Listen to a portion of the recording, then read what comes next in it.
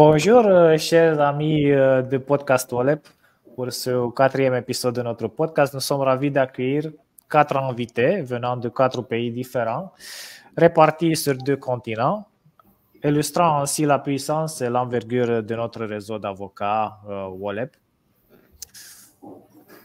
Permettez-moi de rendre quelques instants pour vous présenter le sujet qui nous réunira durant cette émission. Nous entamerons une discussion approfondie sur l'utilité et le rôle de l'avocat dans nos différentes sociétés respectives. Cette réflexion nous permettra de mieux comprendre les enjeux juridiques auxquels nous sommes confrontés et d'explorer les diverses pratiques qui définissent ces rôles essentiels. Je suis honoré d'accueillir aujourd'hui nos invités distingués et experts dans leur domaine. Tout d'abord, nous avons M.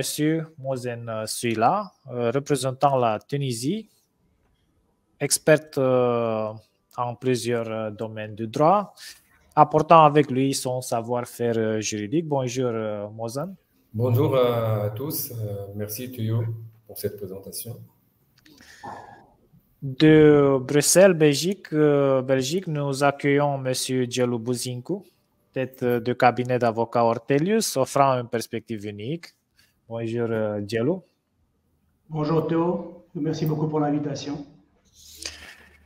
Un plaisir de t'avoir ici avec nous. Provenant de Bordeaux, France, nous avons M. Nicolas Richardot, expert en droit pénal, prêt à partager son expérience enrichissante. Bonjour Nicolas. Bonjour Théodore, merci pour cette opportunité et ce podcast.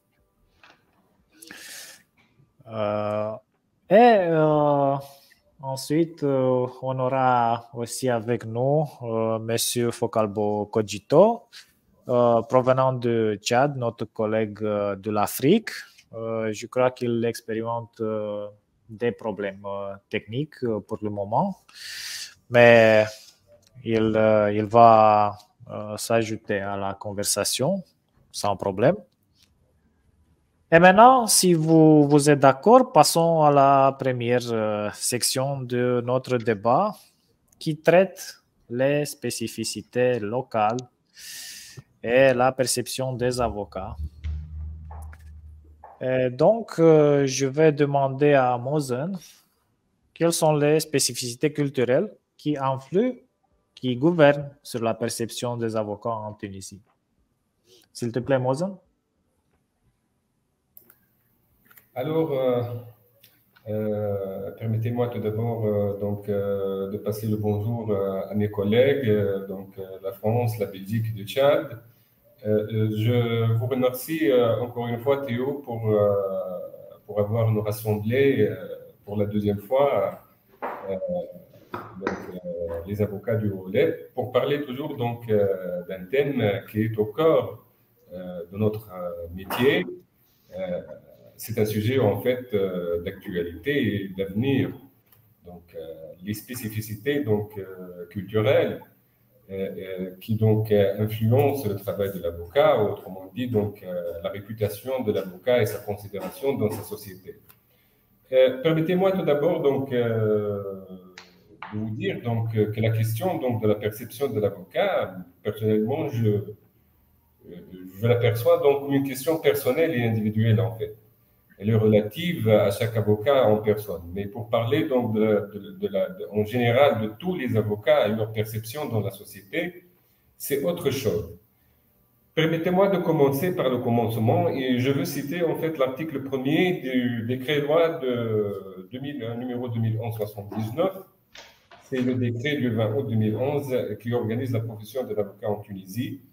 Et donc l'article 1er prévoit que la profession d'avocat est une profession libérale et indépendante. Elle participe à l'instauration de la justice et défend les libertés et les droits humanitaires. Donc, il résume en fait l'essence du travail de l'avocat en général. Je veux citer quand même, permettez-moi aussi de citer l'article de la Constitution qui a été rédigé lors de la révolution en Tunisie, c'est la constitution, donc la deuxième constitution de la République tunisienne, et malheureusement qui a été abrogée donc par le régime de le président actuel, donc par une autre constitution qui a été soumise au référendum. C'est l'article 105, en fait, c'est un acquis majeur de l'avocature en Tunisie, et malheureusement, il a été donc abrogé. L'article 105 de la Constitution du 27 janvier 2014. Il prévoit que la profession d'avocat est libre et indépendante. Elle participe à l'instauration de la justice et à la défense des droits et libertés, mais ajoute quelque chose de très important, c'est que l'avocat bénéficie des garanties légales qui assurent sa protection et lui permettent d'assurer ses fonctions.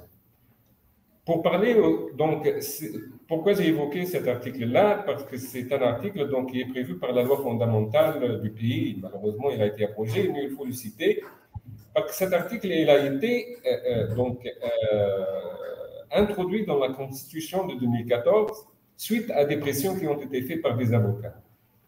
L'avocat, donc sa réputation dans son pays et dans la société, on le trouve partout. En fait, des députés qui sont des avocats, ils l'ont donc hissé au rang constitutionnel, donc la fonction de l'avocat, en tant que garant des droits et libertés fondamentales, mais aussi c'est un professionnel de droit qui bénéficie d'une immunité. C'est la question de l'immunité. C'est une immunité bien que fonctionnelle dans l'exercice de ses fonctions. Et je parle de l'immunité ici parce qu'on va revenir par la suite, lors du deuxième panel, la troisième section, je pense, sur le rôle de l'avocat et les lois locales, donc comment il influence sur l'avocat lors de l'exercice de ses fonctions. Donc, la réputation de l'avocat dans ma société, parler généralement, je dis toujours que c'est une question donc, qui est relative et personnelle. Parce que la réputation de l'avocat X, ce n'est pas la même que celle de l'avocat Y dans son pays. C'est une question de déontologie. Elle est liée donc intimement à des valeurs déontologiques. L'avocat, c'est un ensemble de valeurs en fait, c'est un ensemble de principes. C'est sa façon donc de choisir comment il travaille, comment il aide ses avocats, comment il les conseille. Il est donc conçu, je pense personnellement, en Tunisie ou bien dans nos petites régions localement, parce que ce n'est pas la même chose. En Tunisie, donc je vais vous donner quelques réalités de la métier, parce que l'image de l'avocat, c'est autre chose, et la réalité et l'identité de l'avocat, c'est autre chose. Donc, on ne peut pas donc dire que c'est conforme. L'image qui circule sur l'avocat, sa réputation dans la société, n'est pas la même que son identité ou sa réalité. On devrait être d'accord pour cela. Mais en Tunisie, les avocats sont généralement des avocats généralistes. Donc, ils représentent des avocats individuels, mais dans de rares cas, donc, ils représentent des entreprises. Les avocats en Tunisie donc, sont des cabinets individuels. Il y a quelques sociétés, donc le nombre de sociétés, ce n'est pas donc très développé comme dans les sociétés développées, par exemple. Ça va être confirmé par nos confrères en Belgique ou en France, ce n'est pas la même chose. Donc, ce sont tous des avocats individuels. Et même, donc, pour les entreprises d'avocats, ce sont des entreprises, de petites entreprises. Là. Vous allez trouver donc 2 ou 3 avocats au maximum. La majorité, ce sont des salariés, des conseillers juridiques.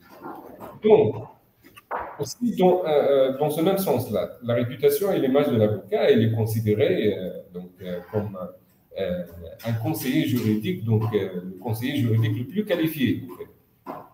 Donc, si on revient donc à la loi même, elle prévoit donc, je ne vais pas citer l'article 2 du décret-loi organisant la profession d'avocat en Tunisie, mais si vous, à la lecture de cet article, donc il énumère une liste très, il n'est pas exhaustive, c'est une liste non limitative, mais très exhaustive. Donc, plusieurs fonctions peuvent être dévolues. Donc, le travail de consulting, donc le rôle classique de l'avocat qui est perçu dans la majorité, c'est un acquittateur en fait.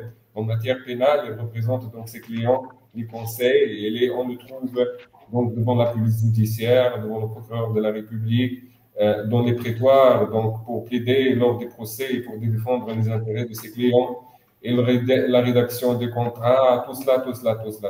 Donc, c'est une donc, image qu'on a constituée de l'avocat ici comme un conseiller juridique majeur et la réputation de ce dernier-là, donc elle devrait être fidèle aux principes et aux valeurs de l'avocature. Donc, normalement, c'est un métier noble, c'est un métier noble, c'est un métier noble, et la notoriété de l'avocat donc devrait être respectée selon les valeurs donc de la déontologie qui sont tracées par la loi. Ça d'une manière donc c'est une manière donc brève, donc parce qu'on ne peut pas donc parler de tous, mais la culture tunisienne, donc nous sommes une société un peu fermée, il faut donc prendre en considération, bien que le barreau de Tunisie, donc il date depuis 1888, donc on a plus d'un siècle et quart donc d'exercice de l'avocat du barreau en Tunisie et son instauration. Mais la société tunisienne, vous le savez bien, donc que sous le protectorat, donc on parlait l'exercice du métier de l'avocat, donc se faisait que par donc les Français. Par la suite, donc l'instauration du barreau tunisien depuis 1888, et donc on est influencé certainement par la culture, donc influencé par le droit français. Donc, et on est influencé de plus profondément par le droit musulman. On est un pays musulman et arabo-musulman. Donc, c'est une société qui voit les choses donc d'une façon progressiste, oui, mais dans tous les cas, on a des racines, donc on est attaché de cette façon-là à la culture arabo-musulmane. Donc, le droit, certainement, le droit tunisien, que ce soit les textes substantiels ou les textes de procédure, donc, sont influencés beaucoup par le droit français, le droit italien. Il y a le droit musulman aussi, mais c'est un droit laïque, en général. Et pour cela, donc, il faut toujours donc, penser à ces choses-là. Donc, comment la société tunisienne donc, perçoit l'avocat, elle perçoit donc comme un défenseur des droits humains. C'est autrement, donc, c'est une profession de confort. Donc, quand vous êtes, je ne sais pas donc comment l'exprimer, mais en fait, un client qui est mené de son avocat, donc se trouve dans une situation de confort. On le perçoit toujours, mais pour le moment, actuellement, c'est une nécessité pour se défendre, pour le conseil surtout, et c'est très important pour l'avocat pour être perçu donc et garder cette image de l'autorité. C'est une question de confiance à bâtir entre lui et son avocat, et c'est pas très simple. C'est pour cela donc qu'il faut être fidèle aux valeurs de l'avocature, donc la confidentialité, la transparence, l'indépendance. Et tous ces principes donc, qui sont financés par la majorité des lois francophones. Merci beaucoup à Mosen d'avoir apporté des éclaircissements sur l'image des avocats en Tunisie. Et avant de poursuivre avec notre prochain point, je veux dire que c'est un point de vue très intéressant. J'aimerais maintenant entendre l'opinion de M. Djelo Bozinku de Bruxelles sur ce sujet particulier. Et je vais vous demander, M. Bozinku, comment la culture belge influence-t-elle la perception des avocats par les clients et la population en général? Je remercie Théo. Merci beaucoup, effectivement, pour cette très, très belle donc, initiative et cette belle invitation. Et je salue également tous les auditeurs et tous les confrères qui nous entendent de par l'Europe et de par le monde. Alors, je vais essayer d'être assez bref, hein, puisque donc, les avocats ont toujours un peu le problème de parler beaucoup, surtout ceux qui font du droit pénal. Alors, on m'a posé effectivement cette question qui est de viser la culture belge. Comment cette culture belge influence-t-elle la perception des avocats par les clients et la population en général? Alors, je vais essayer d'avoir une structure qui n'est pas toujours également donc, le cas pour beaucoup d'avocats lorsqu'on plaide. on commence un petit peu à expliquer les choses et on part dans tous les sens. Donc ici, je vais essayer de m'en tenir à cette structure, qui est que je vais devoir parler un petit peu de la Belgique, un petit peu de l'histoire de la Belgique, et ensuite je vais viser un petit peu donc, la perception des avocats et de la justice en fait par donc, les clients, par les justiciables. Alors, la Belgique est un pays qui est très très complexe, hein. C'est un petit pays, mais qui est donc divisé en 3 régions. Donc on a la région wallonne qui est au sud, on a la région flamande qui est au nord, et on a la région de Bruxelles qui est entre les deux. Alors on y parle 3 langues officielles, que sont le néerlandais au nord, le français au sud, et l'allemand, mais ça c'est vraiment dans quelques cantons de l'est de la Belgique. Et sur Bruxelles, c'est une zone qui est bilingue, c'est une région qui est bilingue, donc on va parler tant français que néerlandais. Alors, la Belgique est un pays qui a été constitué en 1830 et qui est un pays fédéral. Et on va de plus en plus en fait vers une régionalisation. On essaie en fait de prendre des exemples, peut-être sur la Suisse, entre autres, peut-être sur d'autres États donc au monde, mais on va vers des régions qui ont plus effectivement de matière, plus de pouvoir. Pourquoi je vous explique tout ça? Mais parce que, en fait, évidemment, le domaine de la justice reste un domaine qui est fédéral. Cependant, beaucoup de matières, beaucoup de lois commencent à être régionales, hein. On peut prendre l'exemple du bail, on peut prendre l'exemple de ce qui touche en fait au domaine urbanistique. Et tout cela a une influence évidemment si on est au sud, si on est au nord ou si on est sur Bruxelles. Ceux qui font du pénal en Belgique, j'imagine que ça doit aussi être le cas peut-être en France ou dans d'autres pays, savent très bien qu'on ne va pas être jugé de la même façon lorsqu'on a commis une infraction dans certaines régions. En Belgique, lorsqu'on a commis une infraction, je prends un exemple, un vol, donc, lequel est le plus simple, un vol simple, lorsqu'on aura commis au nord, on va être puni de manière plus dure, plus restrictive, généralement. Hein. C'est pas bien de propos généralisme, mais voilà. Lorsqu'on va commettre cela au sud ou sur Bruxelles, généralement, il y aura plus de clémence. On aura une peine qui sera moins importante. On a également ça dans d'autres domaines. Par exemple, un des domaines que je pratique énormément, ce sont donc les accidents de la route. Hein, toutes donc les victimes des accidents de la route qui poursuivent en fait une indemnisation. On va être indemnisé d'une autre façon si c'est au nord ou si c'est au sud. Au nord, souvent, on va essayer de se baser sur une indemnisation au point, un forfait, donc ça va être assez objectif, on va dire. Alors qu'au sud, on va essayer de se baser plutôt sur un système en fait de capitalisation, donc ça va être plus subjectif.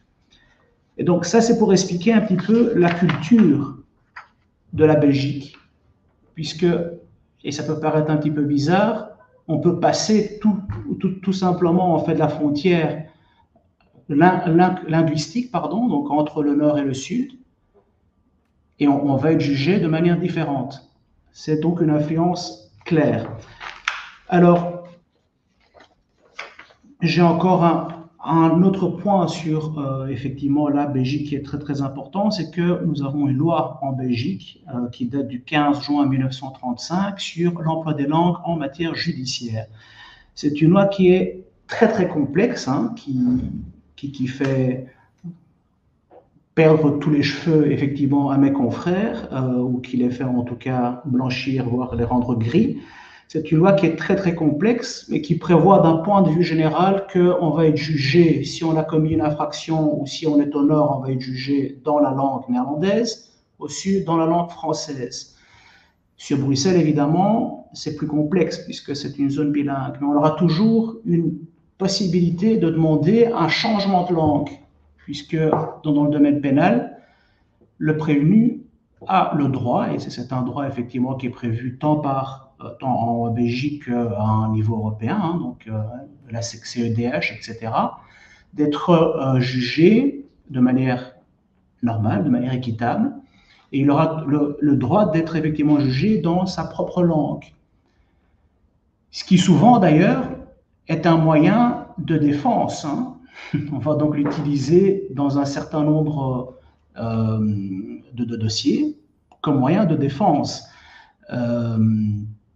Parce qu'évidemment, comme je l'ai dit, lorsqu'on va commettre une infraction dans certaines zones, dans certaines régions, on aura peut-être tendance à avoir une plus grande peine, donc on aura peut-être plus intérêt à être jugé dans une autre zone.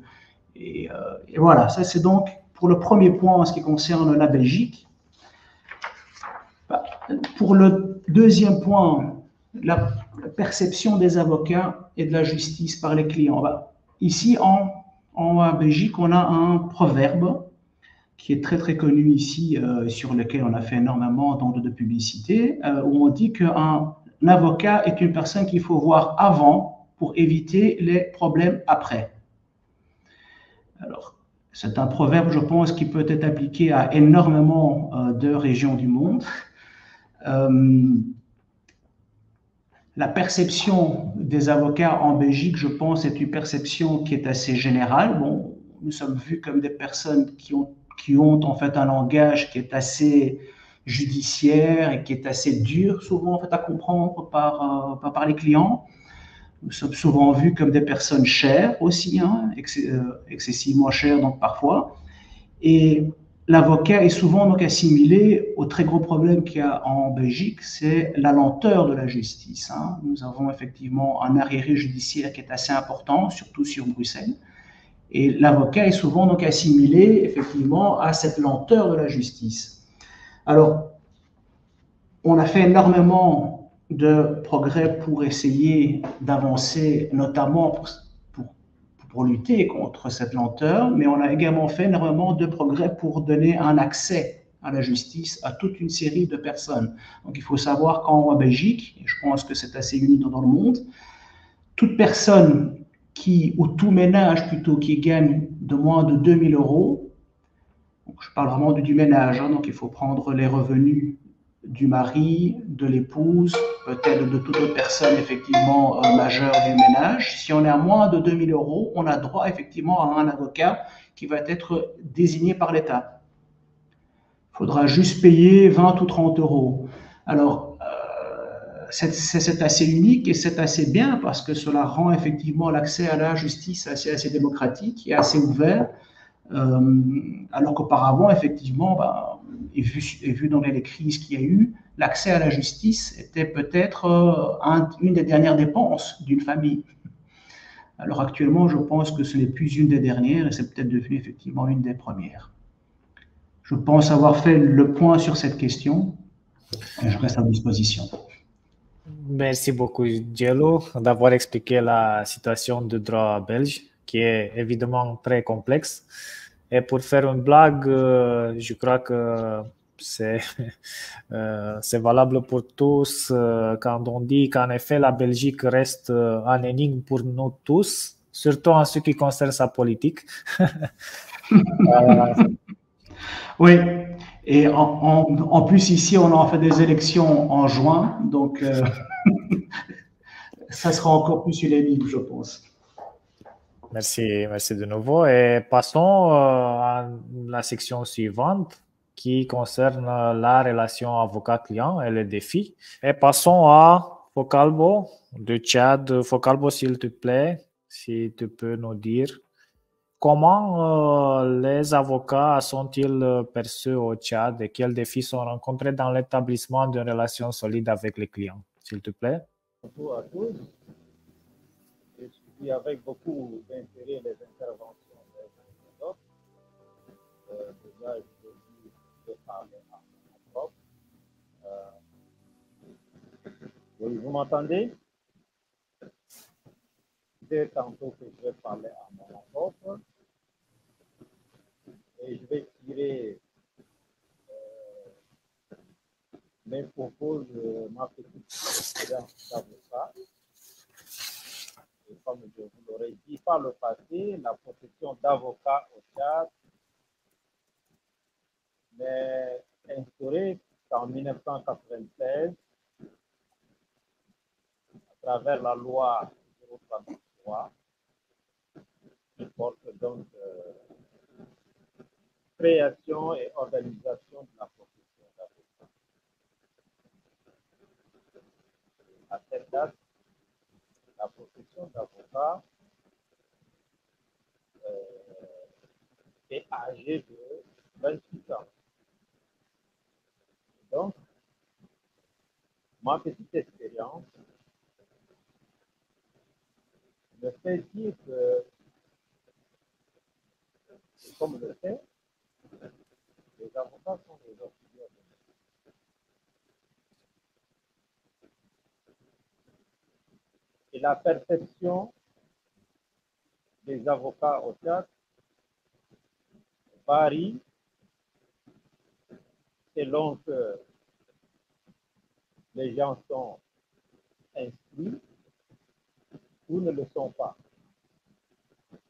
Parce que la perception d'un avocat par celui là qui est instruit est totalement différente de la perception qui n'est pas. Et il faut savoir que la population tchadienne, la population tchadienne n'est alphabétisée qu'à 30%. Et du coup, cela répercute sur la perception que les gens ont de l'avocat. D'un côté, ceux-là qui sont instruits perçoivent l'avocat, bien entendu, comme un défenseur des droits de l'homme, des droits de l'homme. Ils perçoivent l'avocat comme un rempart lorsque l'on est en situation, à la justice. L'avocat, c'est celui-là qu'on doit recourir à son service pour se faire assister, pour se faire représenter et pour espérer mieux gagner sa vie. Par contre, pour d'autres, un avocat se confond facilement à tous les autres corps judiciaires, par exemple le magistrat, parce qu'ils vont dire qu'ils sont tous ensemble, ils s'habillent tous en noir, donc il n'y a pas de particularité.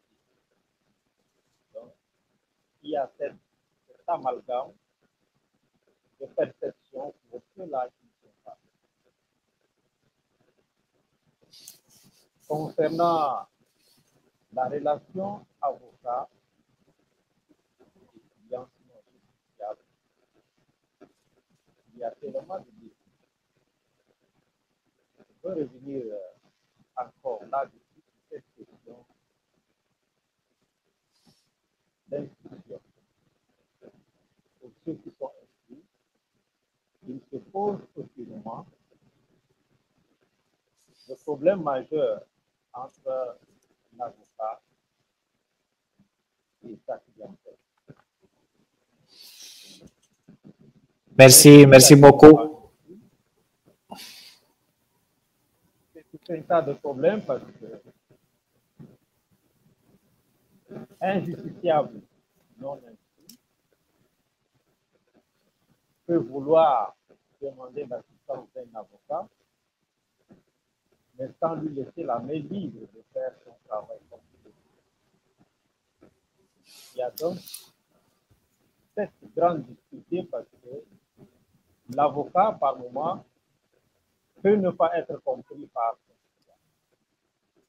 Et j'ai toujours dit à mes clients qui tentent de donner des orientations, je dis pourquoi est-ce que vous appelez un avocat maître? L'origine de ce mot maître, ça veut dire que l'avocat reste maître de sa procédure et par conséquent, nulle autre personne ne peut lui donner des orientations en ce qui concerne la maîtrise de sa procédure. Donc, la relation client-avocat est donc partagée entre ceux-là qui connaissent le rôle, la performance de l'avocat ceux-là qui confondent l'avocat simplement à un magistrat, à un greffier, à un procureur, parce que voilà quelques défis, sinon la relation qui prévaut entre l'avocat et le client social. Merci beaucoup, Focalbo. Je pense que le gain le plus important d'aujourd'hui, même s'il y a quelques problèmes techniques et un petit délai, c'est que nous sommes ensemble, partageant l'esprit de la profession juridique. Donc, encore une fois, merci Focalbo pour votre intervention et on vous attend de compléter la conversation suivante. Et si vous permettez, on va passer à Nicolas qui nous rejoint de la France, de Bordeaux. Bonjour Nicolas, encore une fois. Bonjour Théodore, bonjour chers confrères, bonjour aux auditeurs. Alors en ce qui me concerne, effectivement Théodore, tu m'avais demandé de parler de la stratégie que les avocats privilégient pour instaurer un climat de confiance et les contraintes pratiques et culturelles qui doivent être prises en compte.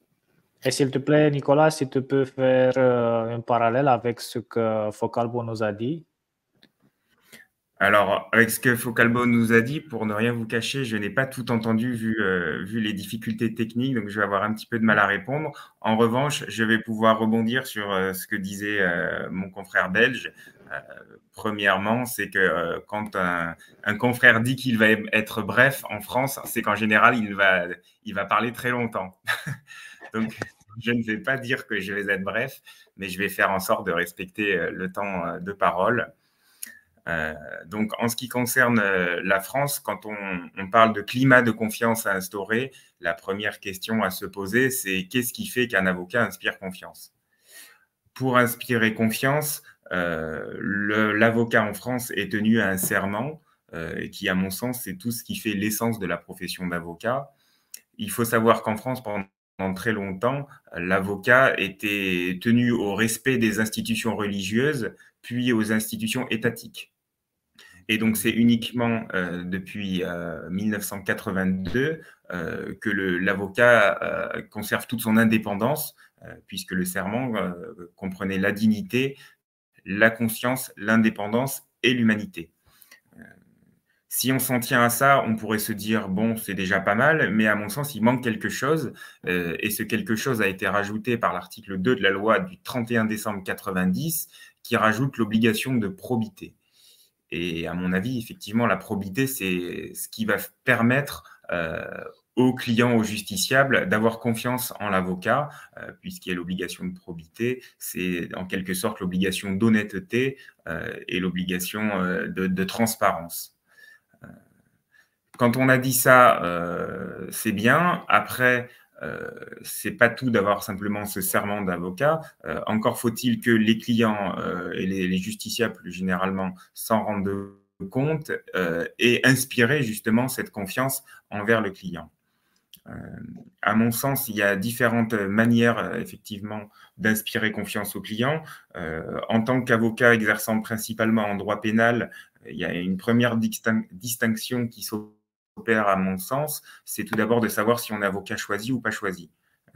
À l'instar, je pense, d'un certain nombre de pays. En France, on a des justiciables qui n'ont pas forcément les moyens financiers de payer leurs conseils et donc qui demandent à ce qu'un avocat commis d'office leur soit désigné pour les assister ou les représenter dans les procédures judiciaires. A contrario, on a un certain nombre de cas où c'est l'avocat est choisi. Et donc, dans ces cas-là, si la personne a choisi son avocat, c'est bien qu'elle a confiance en lui, a priori, pour pouvoir faire appel à ses services dans toutes sortes de situations. Quand on est avocat choisi, en France, on a différentes possibilités pour inspirer confiance. On a tout d'abord ce qui s'appelle la spécialisation dans certaines matières. Je crois qu'il y en a une trentaine dans différentes matières. Ça peut être, par exemple, en droit pénal, en propriété intellectuelle, en droit du travail, etc., etc. C'est une spécialisation qui s'acquiert après avoir justifié de plus de 4 années de pratique dans la matière et qui est validée par une présentation devant les membres du Conseil de l'Ordre et donc qui est quand même garant d'une certaine compétence et d'une spécialisation dans cette matière. Après, c'est une spécialisation qui est quand même assez coûteuse et qui est de moins en moins, je crois, utilisée, notamment dans les barreaux de province, où on a moins cet appel à la spécialisation, puisque les avocats, notamment à l'ère du digital, mettent en avant leur qualité, leur connaissance différemment, et notamment avec les réseaux sociaux, les publications, etc. Qu'est-ce qui permet du coup d'inspirer confiance? C'est effectivement cette communication. Le LinkedIn, on voit régulièrement des confrères qui vont poster des articles sur le dernier arrêt qui est sorti dans leur matière. Je pense notamment au droit pénal routier, où on a des jurisprudences très fréquentes qui évoluent. On a également, pour inspirer confiance, bien sûr, les recommandations, le bouche à oreille entre confrères, et c'est ce qui permet, à mon sens, d'inspirer déjà confiance. Je rebondis sur ce que je disais juste avant, à savoir la communication sur les réseaux sociaux. Il y a quand même, à mon sens, cet aspect-là qui va peut-être diminuer, puisqu'on a de plus en plus des sociétés qui proposent des publications régulières grâce à l'intelligence artificielle. Et donc, finalement, dans les années à venir, on va, je pense, avoir de plus en plus de confrères qui vont faire appel à ces sociétés externes. Et donc, finalement, les publications qui seront prétendument le garant d'une connaissance en la matière seront en fait un prestataire qui publie des choses pour le compte de l'avocat. Et donc, ce ne sera plus forcément un gage d'expérience en la matière. Après, au-delà de cet aspect de communication et d'impression, ce qui, à mon sens, fait que l'avocat va inspirer confiance à son client, c'est, à mon avis, tout ce qui fait la relation client, qui va être la communication avec son client, la réactivité, le fait d'être en mesure d'expliquer les enjeux, les procédures qui sont en cours, les risques aussi pour le client, et d'être à l'écoute. Et ça, à mon avis, notamment à l'ère d'aujourd'hui, où on a quand même besoin... La société, c'est une société de l'instantané, et donc les gens ont besoin de savoir ce qui se passe, ce qui va se passer, ce qu'ils risquent, et ils ont besoin d'être entendus rapidement. On a également le fait que désormais, tout à chacun peut aller regarder sur Internet très rapidement, s'informer. Ce qui va faire la plus-value de l'avocat, c'est simplement d'être en mesure justement d'expliquer l'information qui est accessible à tous, de l'expliciter et là encore d'expliquer les risques aux justiciables. A contrario, quand on est avocat commis d'office, donc ça veut dire qu'on n'a pas été choisi, ça m'arrive régulièrement, notamment en garde à vue ou lors des présentations aux magistrats, c'est généralement dans des procédures qui sont d'urgence, et donc il faut très rapidement inspirer confiance. Et donc là, on a différentes situations. On peut avoir soit quelqu'un qui est totalement paniqué et donc qui se retrouve à faire confiance de toute façon, puisque l'avocat est quand même une figure en principe de savoir et presque, je dirais, d'autorité. Et parfois, on a des personnes qui sont tout de même défiantes avec l'idée que l'avocat commis d'office est un avocat au rabais. Et on a même parfois des gens, en tout cas en France, qui pensent que l'avocat commis d'office n'est pas vraiment un avocat. Il n'a pas forcément les mêmes qualifications qu'un avocat tout court. Moi, j'ai toujours l'habitude de dire qu'un avocat commis d'office, c'est comme un médecin urgentiste. C'est un médecin qui travaille dans l'urgence, mais c'est un médecin tout de même. Et en général, ce parallèle avec le médecin urgentiste est suffisant pour faire comprendre aux gens que l'avocat est effectivement, l'avocat commis d'office, est tout à fait en capacité d'intervenir. Voilà pour cette première intervention. Je crois qu'on discutera un peu plus loin de l'impact des lois locales, notamment et la responsabilité des avocats. Merci beaucoup Nicolas. Et je crois qu'après une première demi-heure dynamique, en effet plus de 40 minutes, je tiens à exprimer mes plus sincères remerciements à nos invités pour leur contribution enrichissante. Et c'est le moment pour une courte pause pour nous rafraîchir. Donc, à bientôt. Après une courte pause, on va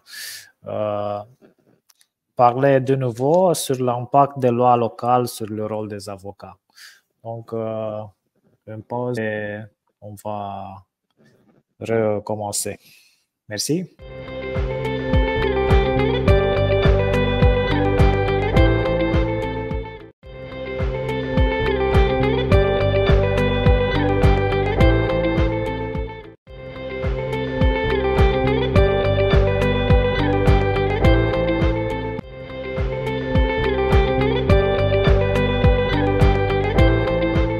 Bonjour à tous. Nous sommes à la moitié de Podcastole, autour de la loi, en 60 minutes. Et parlons maintenant de l'impact des lois locales sur le rôle des avocats. Notre sujet suivant. Donc, mes amis, à notre retour de la pause, je vous invite à nous replonger dans notre débat et à introduire notre prochaine section qui constituera, disons, une transition naturelle vers de nouveaux horizons pour notre émission. Donc, je vais demander à tous, je vais poser une nouvelle question et je vous invite à répondre.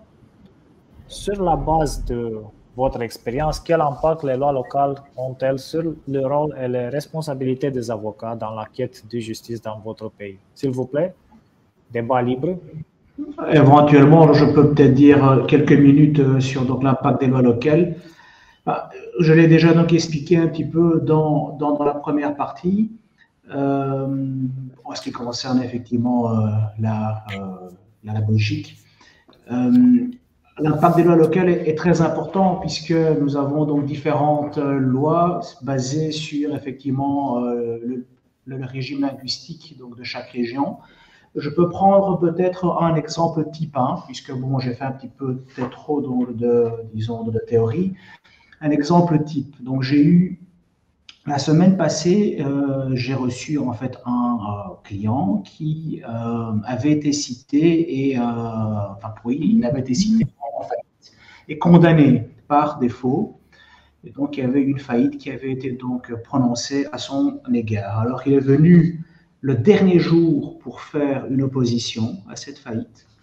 Il faut savoir que cette faillite avait été prononcée par un tribunal de Bruxelles de langue française. Alors, il avait été cité en fait par l'État, tout simplement parce qu'il n'avait pas payé une partie donc, des impôts, comme ça arrive très très souvent d'ailleurs.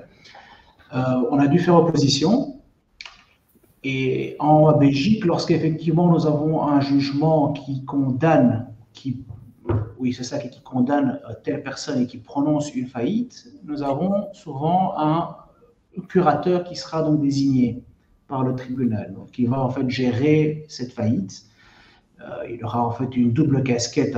Il va essayer d'abord effectivement de voir qu'est-ce qu'on a comme créance, et ensuite il va devoir essayer de payer une partie ou toutes les dettes. Il va d'abord effectivement payer les dettes vers l'État et ensuite effectivement vers donc les banques si elles existent et finalement vers donc, les clients finaux. Donc ici on avait une faillite qui avait été prononcée par le tribunal de l'entreprise francophone de Bruxelles et le curateur avait en fait son cabinet à Zaventem. Zaventem étant en fait une ville autour de Bruxelles. Donc nous sommes dans une région qui est flamande, mais qui dépend en fait du tribunal de l'entreprise section néerlandophone de Bruxelles. D'accord ? Bon. On a fait donc opposition. L'opposition a été faite en langue française. On a fait contre l'État. Et on a fait également opposition envers cette personne, donc le curateur. On aurait dû la faire en langue néerlandaise, puisque lui avait en fait donc le cabinet à Zaventem, malgré le fait effectivement qu'il était sur Bruxelles. Alors, normalement, il s'agit d'un cas en fait effectivement qui est d'ordre public, c'est nul. Sauf si le curateur accepte l'acte, ce qui en cas est donc l'espèce finalement, parce que bon, voilà, nous sommes entre confrères et ce n'est pas nécessairement le but, de court-circuiter ce que fait l'autre donc avocat. Mais voilà un cas assez clair effectivement d'impact des lois locales en fait, puisque nous avons en fait une opposition qui a été faite dans une langue, mais qui aurait également dû être faite dans une autre langue envers une autre partie dans un procès. Très, très intéressant. Merci à Jelou. Les confrères, que pensez-vous de l'exemple de l'histoire de Jelou? J'avais une petite question à ce propos, Djelou, sur le droit d'être jugé dans la langue que l'on souhaite. Et comment est-ce que vous faites en termes de traduction? Est-ce qu'il y a une obligation de faire traduire les actes par des traducteurs assermentés ou on peut travailler avec uniquement des documents flamands devant une juridiction francophone?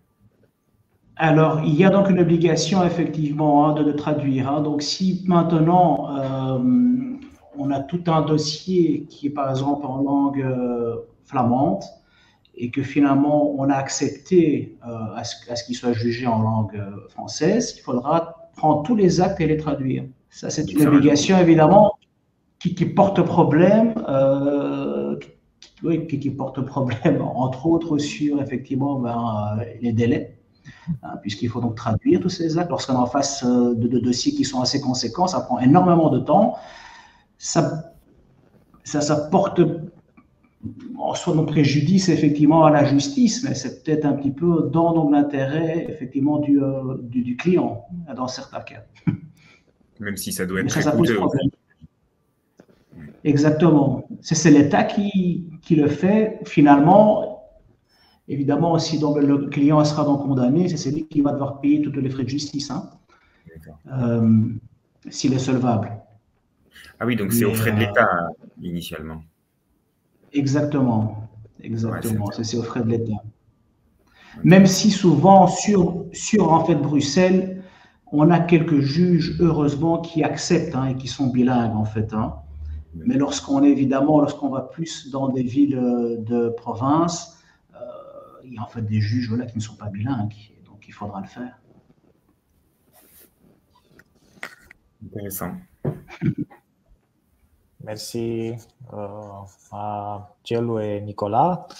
Et je vais demander à Mozon et Focalbo s'il peut mettre en lumière un exemple concret illustrant l'impact d'une loi locale sur le travail et l'influence des avocats dans le système judiciaire de votre pays?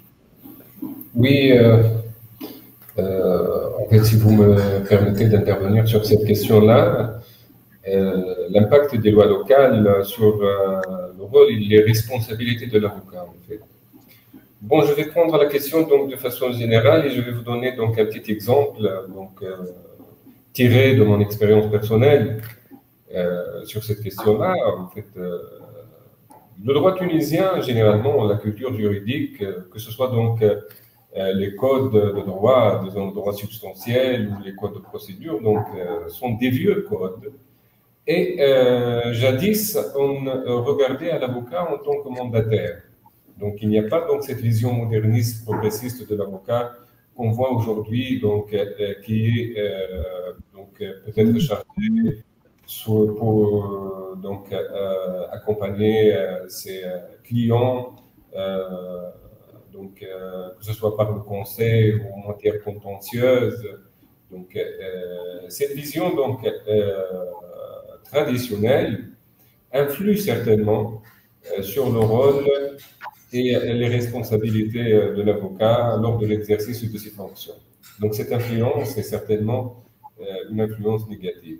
Mais il y a des lois, et surtout donc après les événements qui ont secoué le pays en 2011, donc certains textes en matière de procédure pénale, par exemple, je cite l'article 13 bis du Code de procédure pénale, il a été modifié, il n'a été modifié qu'en 2016. Et pourquoi cette modification? En fait, il a donc tracé un ensemble de garanties pour les droits du prévenu. Donc, il pourrait être accompagné pour la première fois par son avocat devant la police judiciaire. Et jusque-là, donc, la question de l'accompagnement et la représentation du prévenu devant le procureur de la République, elle a été controversée. Donc, même devant le procureur de la République, elle a été controversée et elle a été soumise donc, au pouvoir discrétionnaire des juges, disons, du ministère public. Donc, pour le moment, les lois internes ou locales, il y a certaines lois qui ont été modifiées dans ce sens, qui se voient progressistes et modernistes. Ça, c'est une question. Mais l'autre vision, il y a une influence, donc, disons, négative, entre guillemets, parce que dans plusieurs matières, la constitution de l'avocat n'est pas obligatoire. Par exemple, en matière de statut personnel, en matière donc prud'homale. Donc, jusqu'au nos jours, la constitution des avocats n'est pas donc obligatoire. Et donc, ça va influencer négativement sur la quête de la justice et la protection et la défense des droits des justiciables devant la justice. Certes, donc, quand il arrive un justiciable devant la justice, il ne connaît pas bien donc tous ses droits et ses garanties qui lui sont donc offertes par la loi. Donc, c'est une influence négative. Et même donc pour l'influence, je peux donc aller plus loin pour l'impact des lois locales sur le rôle et les responsabilités de l'avocat. L'avocat lui-même, parfois, il trouve lui-même donc harcelé en justice, devant la justice, lors de l'exercice de ses fonctions. Et c'est pour cela, donc, au sein de l'Ordre des avocats de Tunisie, donc, une commission est constituée donc, lors de chaque mandat, on l'appelle donc la défense de la défense. C'est pour défendre donc, les défenseurs des droits qui sont les avocats en justice. Et il y a pas mal donc, de confrères ou de consoeurs qui ont été traduits en justice devant le juge d'instruction pour donc, les travaux ou à cause de leur plaidoirie et donc à cause de la revendication donc, de procéder donc, d'une façon ou d'une autre juridiquement, il se trouve donc traduit devant le juge d'instruction pour outrage à un personnage public, à un fonctionnaire public entre guillemets. Donc, le texte donc, du code pénal retient cette notion-là, mais on veut dire par cela donc le juge est considéré comme un fonctionnaire public. Donc, pas mal. Donc, il y a ce risque-là. Donc, à cause de lois qui sont, à mon avis, donc caduques, parce que d'une part, si on prend en considération, donc, j'ai déjà cité l'article 105 de la Constitution, malheureusement déjà abrogé, mais l'article 1er et l'article 2 du décret-loi organisant la profession d'avocat de 2011, donc normalement l'avocat, lors de l'exercice de ses fonctions, il bénéficie d'une immunité fonctionnelle. Autrement dit, donc, pour la défense et la quête de la justice. Donc, je peux vous citer un autre exemple dans une affaire, ou deux exemples. Ah non, je vais citer deux exemples. Donc, dans une affaire en matière de torture, donc, comme je suis mandaté par l'Organisation mondiale contre la torture pour la défense des victimes et des survivants de torture, donc j'ai eu une affaire, donc c'est pour la deuxième fois maintenant qu'il est arrivé devant la Cour de cassation.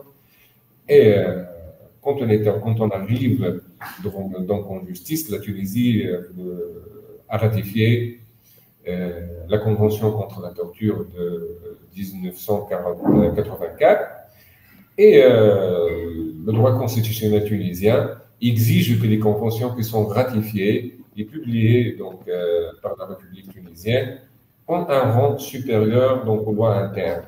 Donc on est arrivé, donc voilà, c'est une question donc, de controverse ou disons de contradiction, pas de contradiction, mais comment faire lorsque nous avons deux textes, un texte interne, qui est le droit interne à l'article 101 bis du Code pénal tunisien qui définit le crime de torture, et l'article 1 de la Convention contre la torture. Et lorsque ce texte, qui est l'article 101 bis, n'est pas conforme, il n'est pas conforme à l'article 1er de la Convention contre la torture. Dans ce cas-là, normalement, le droit constitutionnel exige, et la pratique internationale aussi, que c'est le texte international qui est applicable et qui prévaut. Dans ce cas-là, donc, c'est un problème de justice, parce que vous êtes en face d'une question d'un cas humain. C'est une personne qui a été torturée et qui a été munie d'une incapacité, donc une incapacité permanente de 83%. Donc, ce n'est pas un cas banal. Et dans ce cas-là, vous revendiquez l'application de l'article 1er de la Convention internationale contre la torture, parce qu'elle elle dresse donc une définition plus large de torture. Et donc, notre revendication de l'application de l'article 1er, c'est pour dire que les faits donc, qui ont amené à ces agressions-là devraient être qualifiés de torture. C'est un crime contre l'humanité, c'est un crime grave, et dont donc, la peine encourue, elle est grave. Donc, il peut arriver jusqu'à la peine, donc jusqu'à 20 ans de prison. Lorsqu'on est arrivé donc, devant la c'est une question de culture juridique en fait. Parce que parfois vous trouvez des juges, c'est pour cela lorsqu'ils disent donc le proverbe anglais qui disent donc un bon avocat connaît la loi, mais un grand avocat connaît le juge. Parfois vous êtes confronté à des juges qui sont libéraux, donc des juges qui appliquent la loi de façon flexible. Mais excusez-moi, Mozon, mais je crois que c'est un proverbe universel. Oui, universel. Pas seulement anglais. Mais, moi, je le lis souvent en anglais, c'est pour cela que je dis donc. Oui, c'est ça, effectivement. Quand vous arrivez devant un juge, la revendication d'une convention internationale, vous disiez donc voilà, c'est la convention internationale qui englobe ces faits-là et devrait qualifier de torture. Donc, notre but, c'est pour qualifier ces faits de torture-là, c'est pour que les agents de police encourent une peine plus grave.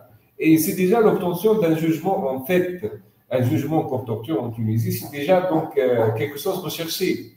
Parce que jusqu'à nos jours, en Tunisie, dans toute la Tunisie, il n'y a qu'un seul jugement ou deux jugements qui ont été rendus et qui ont qualifié donc des faits de torture. Vous voyez donc, cette tension, elle est toujours existante entre l'exécutif, donc par ses forces donc, de l'ordre, etc., entre la justice et les juges. Donc, le système constitutionnel et les pouvoirs en Tunisie donc, sont basés sur la séparation des pouvoirs, en théorie. Mais en pratique, il y a toujours des problèmes. Il y a toujours des problèmes. Qu'est-ce qu'ils font les juges? Ils disent donc que la loi applicable, en fait, c'est la loi interne. Donc, c'est l'article 101 bis du Code pénal. Et donc, bien que donc, il s'agit de faits qui peuvent être je ne sais pas quoi, mais c'est l'article 101 et qui nécessite, donc, ils ont cherché les éléments de qualification du crime. Donc, le crime n'est pas donc qualifié dans cette affaire-là. Ils ont rejeté donc cette qualification. Bien sûr, ils ont retenu une autre qualification, mais ce n'est pas la qualification recherchée. Donc, c'est une autre vision d'un impact négatif des lois internes sur donc la recherche de la justice et donc le rôle de l'avocat pour la défense de ses clients.